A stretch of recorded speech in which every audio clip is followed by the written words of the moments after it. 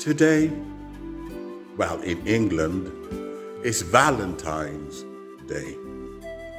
Some Christians might celebrate it because their partners won't shut up and their partners want them to buy them nice flowers and gifts and roses and chocolates, maybe even going out for a meal to show that person that you love them.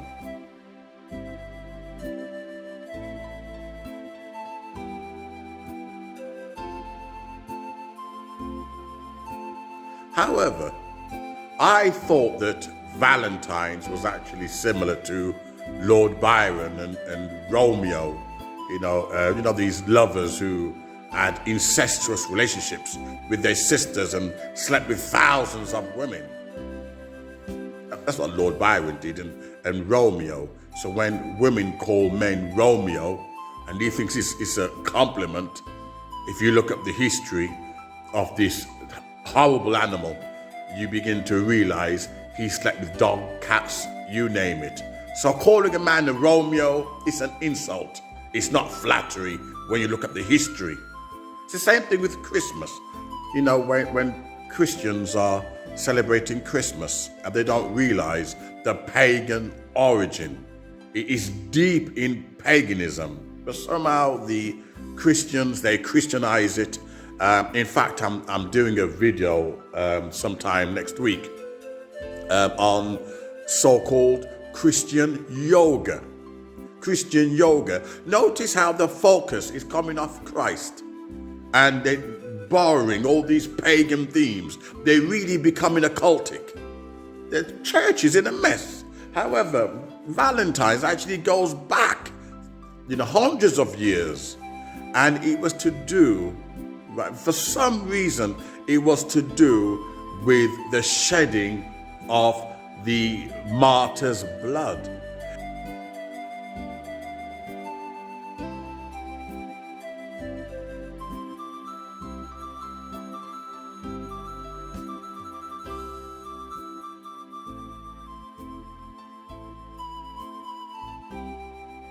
It was seen as a romantic notion that you would die for your salvation.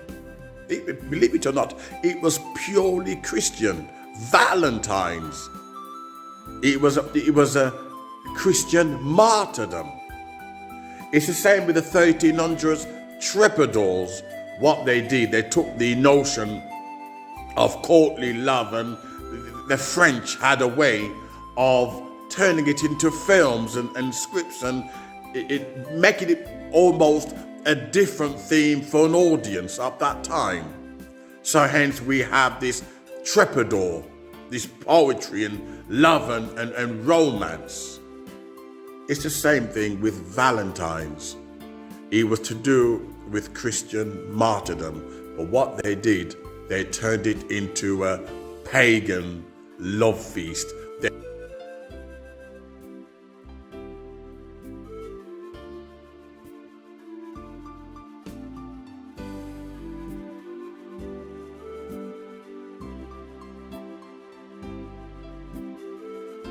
It turned it into a romantic setting for pagan couples to enjoy themselves at the price of Christian saints.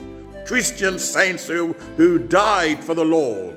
It was seen as a romantic gesture. You look at the Catholic St. Matthew's Passion. St. Matthew's Passion, there's a notion that when you are sacrificing yourself, there's a deep love that's involved.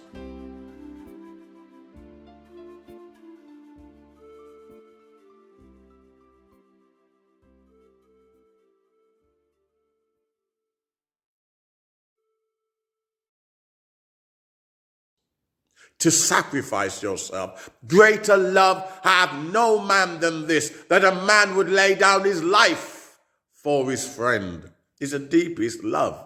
The deepest romantic notion. Christ loves the church and gave his life for it. It's the deepest love you will ever have in this universe. And Valentine's is nothing more than a mockery of what we see today. Just like they mock Christmas, they mock Easter. You know, these are supposed to be holy days. These are supposed to mean something, although the origins are pagan. But now it's consumerism, greed, PlayStation 5, Nintendo, gluttony. Everybody wants to have something. And who paid the price for it all?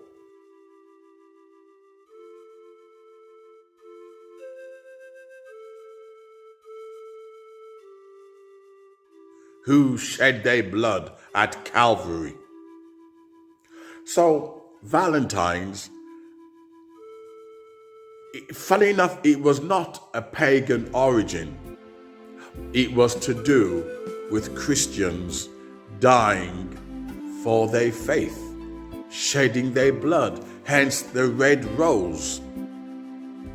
So a lot of people out there, when they're celebrating Valentine's Day with their loved ones, they don't understand the Christian background to it. Christians shouldn't celebrate it. Why? For the simple reason, just like Christmas, just like Easter, it's all been hijacked.